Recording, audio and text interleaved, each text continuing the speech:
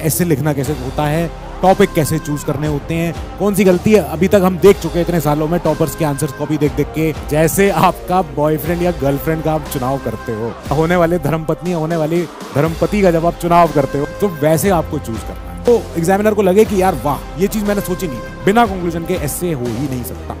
तुमने रोक दिया एग्जामिनर को, अब वो तुम्हारे ऐसे के पढ़े बिना वो ऊपर नहीं जाएगा, वो कहीं और नहीं जाएगा। तो ये चाहिए।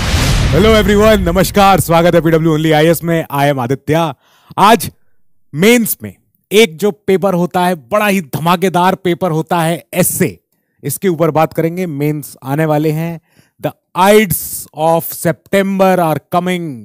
आइड्स ऑफ मार्च सुना है ना, जो हम मार्च सुनते हैं जूलियस सीजर में, तो मार्च नहीं, अब सितंबर है। ठीक है, आ ही चुका है सितंबर, अब कितने ही दिन बचे ही हुए हैं। चलो खैर, ये वीडियो दोनों लोगों के लिए है, जो इस साल मेंस दे रहे हैं और जो अगले साल मेंस देंगे। Hopefully yes, doubtfully yes, may be तब भी देंगे अगले साल। एनीवे, शुरू करते हैं मेन मुद्दे की बात कि एस्से की राइटिंग। सर बताओ, कौन सी एस्से की क्लास ज्वाइन करा लो, या एस्से में हम ये सीरीज ज्वाइन कर लें, वो कर लें। कुछ मत करो, सुनो पहले कहानी सुनो। ऐसे लिखना कैसे होता है, टॉपिक कैसे चूज करने होते हैं, कौन सी गलती है अभी तक हम देख चुके हैं इतने सालों में टॉपर्स के आंसर कॉपी देख देख के, अपने खुद के मॉक आंसर देख देख के, मॉक ऐसे देख देख के। अभी वो भी दिखाऊंगा कि क्या नहीं करना है। तो अब मोटी मोटी कुछ चीजें शुरू करते हैं कि सर जब हम ऐसे लिखना शुरू करें तो क्या मेजर हम पॉइंटर दिमाग में रखें। अगर हमने अभी तक कोई ऐसे लिखा हो जो हमने आदित्य सर को अगर चेक कराया हो टेलीग्राम पे, क्योंकि आधों ने तो कराया नहीं है, जिन्होंने कराया मैं उनका दिखा दूंगा। चलो, ये तो टेलीग्राम चैनल है, यहाँ पे आप चाहो तो जो आपको डिस्कशन करना हो आप कर सकते हो। यू कैन गो एंड जो भी है, ठीक है, आप क्यूआर स्कैन कर सकते हो या जो भी है, या फिर ये आईडी है जो भी, आप इस पे जाके मिल सकते हो। हम लोग आपस में ये भी करते हैं, कॉल्स भी इनिशिएट करते हैं, लोग सब बातें करते हैं। करना क्या है, ऐसे अभी यहां लिखते हैं। ऐसे लिखने में क्या चाहिए?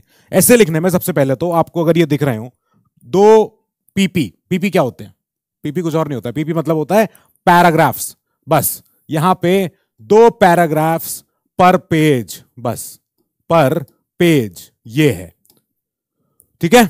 एक पेज पे जो आंसर कॉपी आपकी होती है वर्टिकल शेप की होती है, उस पे आपको कुल 2 ही पैराग्राफ लिखने हैं, 2 से ज्यादा मत लिखना। अभी दिखाऊंगा कैसा दिखता है जब 2 से ज्यादा जब पैराग्राफ्स होते हैं। तो टोटल कितने हो गए? 20 पैराग्राफ्स हो गए आपके पास। 10 पन्नों में आपको ऐसे लिखना है। अगर आप 10 पन्ने से ज्यादा ब्रीच कर रहे हो तो आपका सेक्शन बी वाला जो ऐसे है वो छोटा पड़ जाएगा। उसका एंडिंग कैसे करोगे आप? तो हिसाब से बनाओ, अपने हिसाब से देखो कि मुझे कितने इनमें पेजेस में खत्म करना है इसको, और 1200 वर्ड्स के अंदर अपना आ जाएगा, सिमट जाएगा। तो ठीक है, हो सकता है। जब पैराग्राफ लिख रहे हो आप, तो हर पैरा में ये पैरा है, पैरामिलिट्री नहीं है ये, तो हर पैरा में जो भी आप लिखो कंटेंट, उसमें कुछ ना कुछ ऐसा हो कि वो एग्जामिनर को लगे कि यार वाह, ये चीज मैंने सोची नहीं थी, या इस टॉपिक के अराउंड कुछ नई आई चीज, मतलब सेम रेपिटेटिव चीज अगर लिखोगे जो ऊपर के पैराग्राफ में थी, नीचे वाले में वही आ गई। अगर हल्का भी लिंकेज भी दिख रहा है तो ठीक है, पर अगर आपने पॉइंटर रिपीट कर दिया, अगर आपने सेम टू सेम बात वापस से कह दी कि देखो साहब पहली लाइन में ABCD, दूसरी लाइन में भी ABCD, तो ये गलत हो जाएगा। एग्जामिनर को इससे फायदा नहीं मिलेगा, ना आपको फायदा मिलेगा, वो नंबर देगा नहीं। दूसरी चीज, जब अगर आप इतना ही ज्यादा आप अगर हर चीज नई नई लिखते जा रहे हो, तो ये ना हो जाए कि आप बिल्कुल ही टॉपिक से दूर हट गए, कि हर पैराग्राफ में ऐसा ना हो जाए कि जो आप बातें लिखना अगर चाह रहे हो, जैसे अगर ये अभी इस समय अगर मैं कोई टॉपिक पे जाऊं, ये रहा टॉपिक, चलो, mathematics is the music of reason. कोई अगर साइंस का बच्चा है तो वो ये चीज पे जा सकता है, ठीक है। कोई अगर मेरे जैसा बच्चा है जो बेचारा दुख दर्द झेल के आया समाज का, तो वो क्या पढ़ेगा? पहले ऊपर का टॉपिक पढ़ेगा, girls are weighed down by restrictions, मतलब कि जो लड़कियां होती हैं वो बंदिशों की शिकार होती हैं, और लड़के जो होते हैं वो अपेक्षा की शिकार होते हैं, डिमांड, उनसे उम्मीदें होती हैं। तो दोनों ही समान रूप से हानिकारक व्यवस्थाएं हैं, दोनों के ऐसे अपने अपने दिख रहे हैं। जब आप ऐसे लिख रहे हो तो मुझे ये नहीं चाहिए आपसे कि आप एक ही बार में एक ही पन्ने पे सारे पॉइंटर लिख दो, बाद में उन सारे पन्नों का बाद में फिर इलैबोरेशन करना शुरू करो, मत करना। ये भी आगे एक हमारा पॉइंट ऑफ डिस्कशन रहेगा इसमें। तो पॉइंट क्या है कि हमें ये देखना है कि सर जब हम ऐसे में मान लो तीसरे चौथे पन्ने पर हैं, छठे सातवें पैराग्राफ पे हैं, तो हम उसमें क्या अपना ऐसा लिखें कि वो लगे कि साहब नया भी है, एग्जामिनर को कुछ नया देखने को मिला और टॉपिक से जुड़ा रहा। तो इसके लिए क्या करना है, हमें शुरू के 15 मिनट हम क्या करेंगे, कोई टॉपिक चूज करने के बाद, टॉपिक चूज करना है अभी वो भी सिखाऊंगा कैसे करते हैं। 15 मिनट जब हम टॉपिक अपना चूज कर लेंगे, उसके बाद हम इसका आधा पोर्शन देंगे टॉपिक का एक गोला बनाने में, कि ठीक है साहब मेरा टॉपिक इस बीच में है, ठीक है, जो भी है मेरा मैटर ये रहेगा।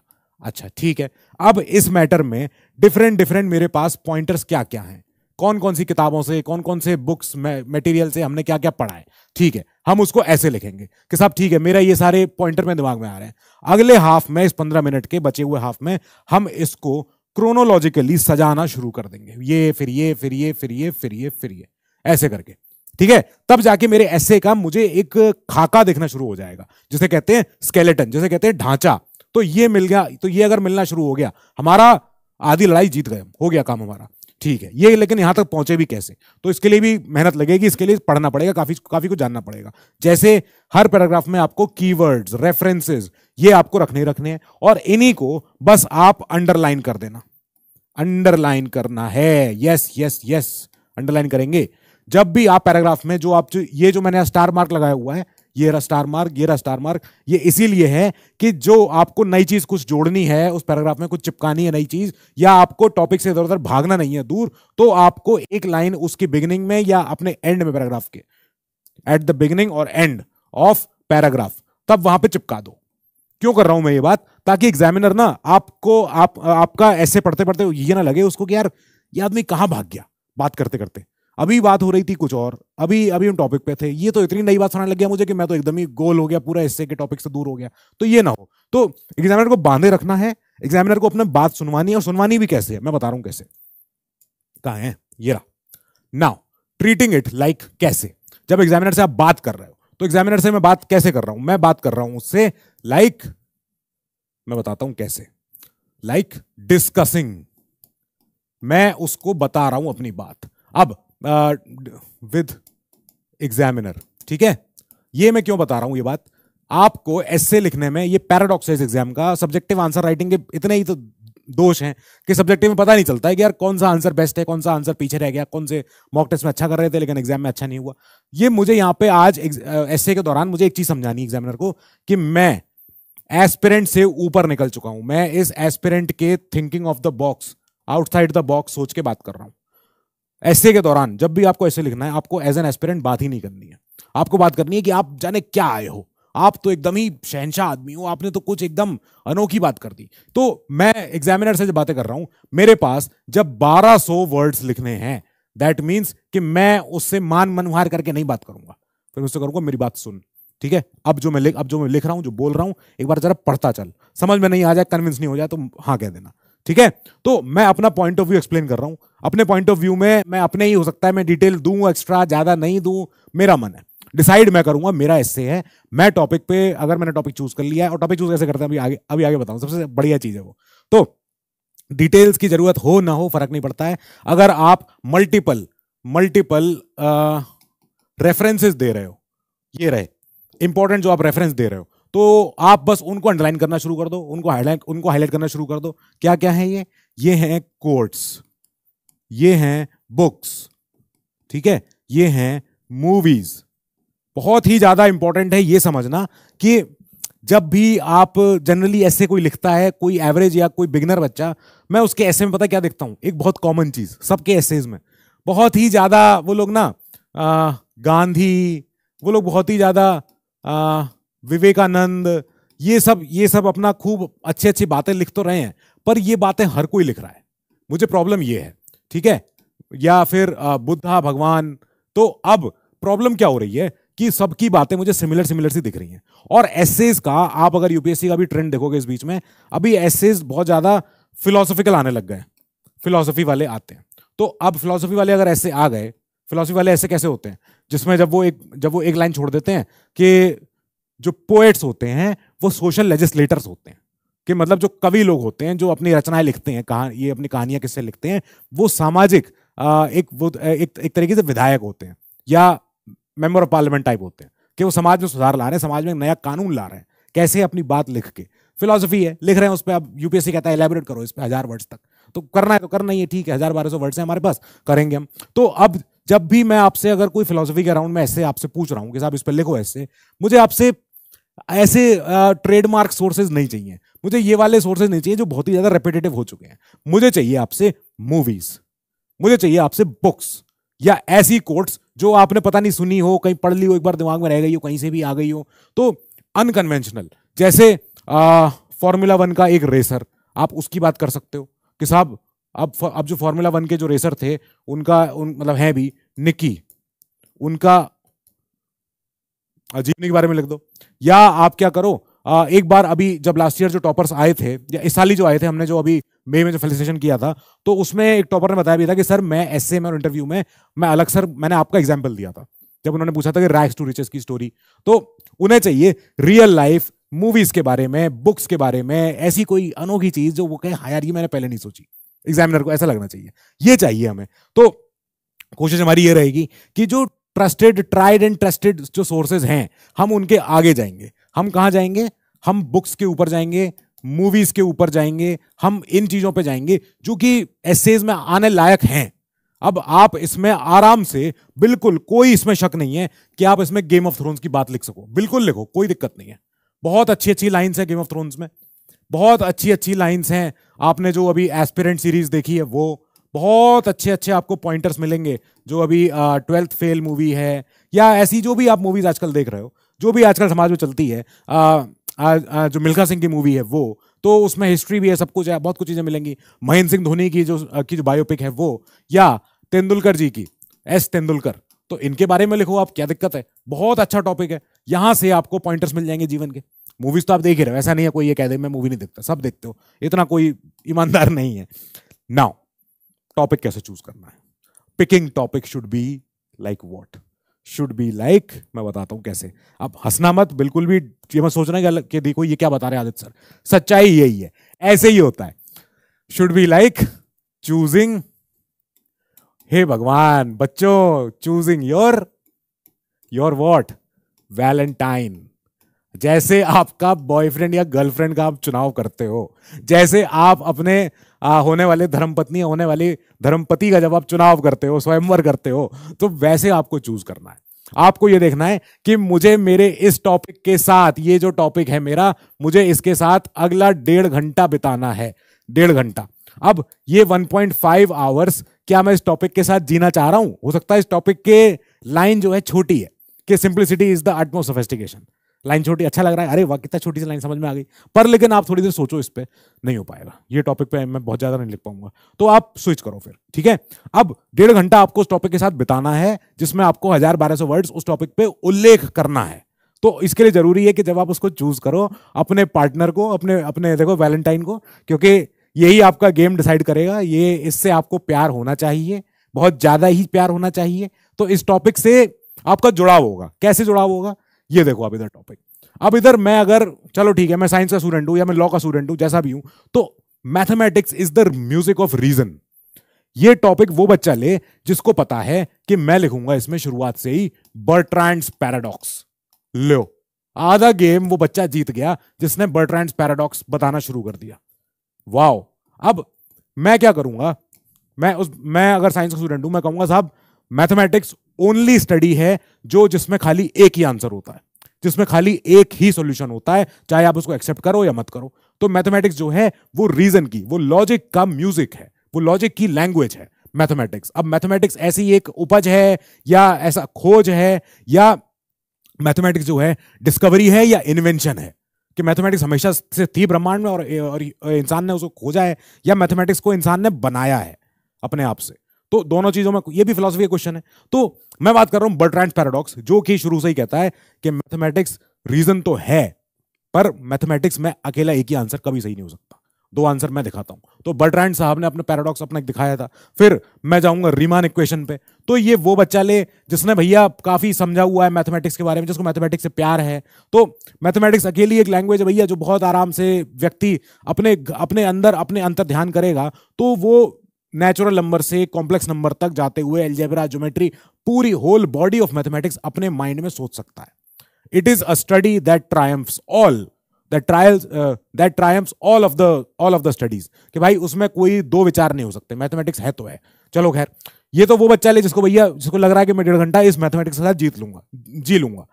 हो सकता है मैं कोई व्यक्ति हो जो ये बोले कि साहब लड़कियों वाले एस्पेक्ट वो हम देखेंगे, बच्चों वाले एस्पेक्ट, लड़के वाले एस्पेक्ट, ये जो पीड़ा झेल चुका है ये वो अपना इससे उठा ले। क्या थे टॉपिक? देखो, girls are weighed down by restrictions, boys with demands, कि लड़कों से तो अपेक्षाएं की जाती हैं, साहब दे दो, प्रूव करो, मेहनत करो, इसको प्रोवाइड कराओ, अपने पहले माता पिता को संभालो, अपने फिर बीवी को संभालो, अपने फिर बच्चों को संभालो। तो मर्द जो है मर जाती तो फिर तो वो तो प्रोवाइड ही करती रहती है शुरू से लेके अपना फिर एंड तक। और लड़कियां जो हैं वो बंदिशों में जीती हैं। उनको जब जैसे 11-12 साल की होती हैं तो उनके ऊपर बंदिशें लगनी शुरू हो जाती हैं। उससे पहले ही ये मत चलाओ, वो मत जाओ, वहां मत बोलो, उससे मत बोलो, ऊंची आवाज में मत बोलो, धीमे बोलो। तो जो बच्चा इससे रिलेट कर पाए वो इसे लिख ले। दोनों ही समान तरीके से हानिकारक व्यवस्थाएं हैं। करेक्ट, बिल्कुल करेक्ट, ठीक है। यहां मैं चला सेक्शन ए में। सेक्शन ए में सबसे पहला मुझे दिख रहा है not all who wander are lost. छोटा सा लाइन, क्या मैं इसके साथ जी लूंगा पूरे 1.5 घंटे तक? लिख पाऊंगा इस पे? इतना ज्यादा हो सकता है। Inspiration for creativity springs from the effort to look for magical in the mundane. कि किसी आम चीज में अगर कोई मैं मैजिकल ढूंढ सकता हूं तो वो है मेरी क्रिएटिविटी का इंस्पिरेशन। चलो ठीक है, क्या इस पे बहुत ज्यादा लिख लूंगा मैं? क्या मैं क्रिएटिव पर्सन हूं? हो सकता है मैं हूं, हो सकता है मैं नहीं हूं। क्या कोई पर्सन 1 पे लिखना चाहेगा? Yes. Thinking is like a game. सोचना, चिंतन एक खेल की तरह होता है। इट डज नॉट बिगिन जब तक कि सामने कोई ऑपोजिट टीम ना हो। Necessity is the mother of invention. मिल गई लाइन। यहां पे अगर मुझे ओपनिंग करनी है उस एस्से की, मैं सबसे पहले लिखूंगा संदीप भैया की लाइन। संदीप भैया तो याद होंगे ना? बिल्कुल याद होंगे। याद है संदीप भैया? तो उनकी जो लाइन थी, आर्थिक स्थिति ठीक ना है हमारी, ओपनिंग ये है उसकी ओपनिंग। बस तुमने रोक दिया एग्जामिनर को। अब वो तुम्हारे एस्से के पढ़े बिना वो ऊपर नहीं जाएगा, वो कहीं और नहीं जाएगा जब तक वो तुम्हारा एस्से अच्छे से ना पढ़ ले। तो ये चाहिए कि मार दिया शुरू में ही, आपने फुल टॉस पे छक्का मारा है पहली बॉल पे। संदीप भैया का एग्जाम्पल लिख के कि आर्थिक स्थिति ठीक नहीं है साहब, कैसे तैयारी करूं और कैसे आगे तक संभालूं, अभी हमें पता है हम कैसे कर रहे हैं। फिर इसके बाद आप कोई आदमी अपनी ही जीवनी अपना लिख सकता है। अपने से अच्छा कोई खुद ही नहीं कह सकता। सबकी स्ट्रगल सबकी अपनी अपनी होती है। ठीक है, तो ये तो प्यार करना है इस टॉपिक से। दैट मीन्स अगर इससे प्यार करना है तो बहुत सोच समझ के चुनाव करना है अच्छे से, कि हो सकता है ये टॉपिक दिखने में सुंदर है, छोटा है, मोटा है, बड़ा है, पतला है, इसके साथ बात करने में अच्छा लग रहा है, पर क्या ये टॉपिक मेरे साथ आगे और इतना लंबा चल पाएगा? क्या पता, नहीं चल पाएगा। एक बार चुनाव हो गया, एक बार अगर चुन लिया, लव मैरिज हो चुकी है, then focus on the topic you chose only and not on the topic left and not on left topic. जो छोड़ दिया वो छोड़ दिया, अच्छा हुआ वो गया हाथ से, जाने दो भैया, जिसका था वो ले जाए उसको। मैं नहीं, एक बार जो मैंने चूज कर लिया भैया, अब मैं उसी पे फोकस करूंगा। मैं 1.5 घंटे में बीच में ये नहीं सोचूंगा यार एक बार देख लूं क्वेश्चन नंबर 2 देख लेता हूं, शायद वो ज्यादा अच्छा लग रहा हो 3 से। नहीं, हो गया चुनाव बेटा, अब उसके साथ दीजिए, अब उसके साथ निभानी पड़ेगी, अब उसके साथ रहना पड़ेगा। सो ये है एक तो तरीका। नाउ कमिंग टू, हाय हाय, ये तो भैया 2020 का, आप इसको अगर मैं अभी ये मेरे को ना नॉस्टैल्जिया हो रहा है, ये एक नॉस्टैल्जिया। हाँ, simplicity is the ultimate sophistication. 2020 का पेपर है ये, ठीक है। आप यकीन मानो, मैंने इस लाइन को मैंने कहां कहां देखा है। मैं एक कपड़े की दुकान में गया था मॉल में, और मैंने वहां पे देखा था, ऊपर लगा हुआ था, अभी आपको दिखाते हो। Today I went to this store and I found a quote which was in UPSC mains essay paper. तो अब कितना आप देखो, सरल स्टेटमेंट है, सिंपल स्टेटमेंट है। अब सिंपलिसिटी में मुझे सब कुछ लिखना है। मुझे इसमें कपड़े के बारे में लिखना है, मुझे इसमें जीवन शैली के बारे में लिखना है, मुझे इसमें नेचर के बारे में लिखना है, मुझे इसमें आर्किटेक्चर के बारे में लिखना है, मुझे इसमें पढ़ाई के बारे में लिखना है, मुझे इसमें ये गैजेट, टेक्नोलॉजी, AI सब चीज लिखनी है। ऐसे करके मुझे खत्म करना है। क्या प्यारी लाइन है, क्या प्यारा ऐसे है, बहुत बढ़िया। चुनाव ऐसे ही होगा। अब एक बार मैंने चुनाव कर लिया, अब मैं सिंप्लिसिटी के अराउंड मैं और जो बाकी 3 इधर टॉपिक हैं, मैं अब उन्हें छूंगा। मुझे देखना भी नहीं है। क्यों? क्योंकि मुझे एक बार ये लाइन मेरे चमक गई दिमाग में, मेरे दिमाग में थी, और मैंने अब करना शुरू कर दिया उसको। सो एक जो ऊपर जो टॉपिक है बहुत अच्छा है, वो भी यही है कि जो जहाज होते हैं अपने चारों तरफ के पानी की वजह से नहीं डूबा करते, जहाज पानी के अंदर समा जाने की वजह से डूबते हैं। लाइन बड़ी अच्छी है, फिलोसफी की लाइन है। क्या पता इस पर लिख लेता मैं अच्छा ऐसे, पर नहीं, अब मैंने चुनाव कर लिया, अब मैं इसी के साथ जीऊंगा, और अब इसी के साथ मेरी शादी सगाई सब कुछ होगा। ठीक है, ऐसे ही इसमें भी सब कुछ होगा, सेम चीज यही होगी। अब देखो, कुछ आपको राइट लाइक अ बॉस, ये है वो लाइन जिसको मैं आपसे कह रहा था कि ये चाहिए मुझे आपसे। यहां पे आप जब ऐसे लिख रहे हो तो ऐसे आपका ऐसा होना चाहिए कि आपका रोल नंबर एग्जामिनर याद रख ले जाए। क्योंकि आपको तो बस, आपको जब आंसर कॉपी जाएगी ना, तो एग्जामिनर के पास खाली और खाली बस एक रोल नंबर आएगा और आपकी कॉपी आएगी, जो भी होगा। ठीक है, तो आपको ऐसे ऐसा लिखना है कि देख सुन, मैं जो बोल रहा हूं दोनों तरफ की बातें कर रहा हूं, फॉर अगेंस्ट सब कुछ कर रहा हूं। और मेरा रोल नंबर याद रखना, लिस्ट में पाओगे मुझे, ठीक है। आपको बिल्कुल भी एज एन एस्पिरेंट नहीं लिखना है। अरे जी खोल के लिखो, 1200 वर्ड्स हैं, 1000 वर्ड्स हैं, बॉस की तरह लिखेंगे, खोल खोल के, धागे खोल खोल लिख देंगे टॉपिक के, अच्छे से लिखेंगे। ऐसा लिखे कि बाद में एग्जामिनर कहे यार इसके रोल नंबर को मेमोराइज करो, ये कौन शख्स था जिसकी मैंने कॉपी चेक करी है, इसको बाद में देखना है ये कौन सी रैंक पाता है। ऐसा होना चाहिए।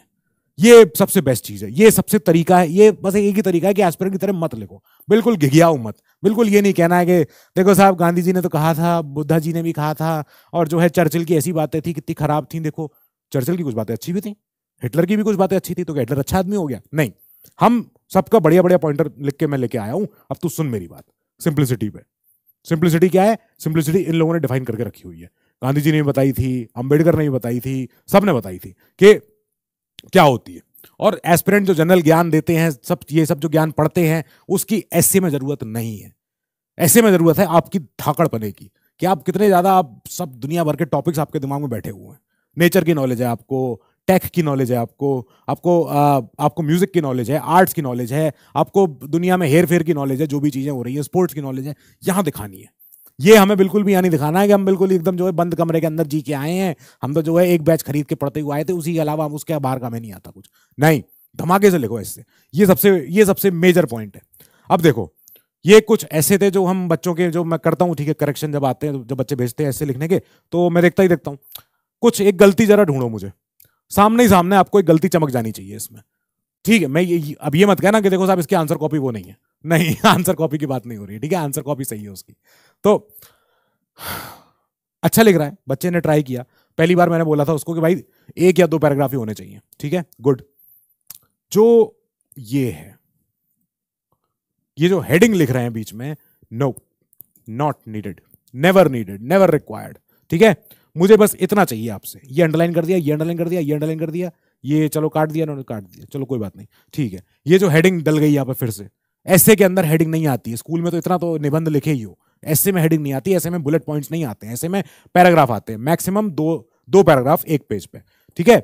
यही है। अब चलो, ये दूसरे भैया की कॉपी है, ये आपके सब जूनियर सीनियर हैं, हो सकता है कोई इनमें से आपका जूनियर हो, कोई सकता है आपका सीनियर हो। और अगर किसी की कॉपी यही है तो भाई माफ कर देना, सॉरी, इसमें कोई बुराई नहीं है, बात होनी चाहिए, नाम नहीं ले रहा हूं आपका, चलो ठीक है।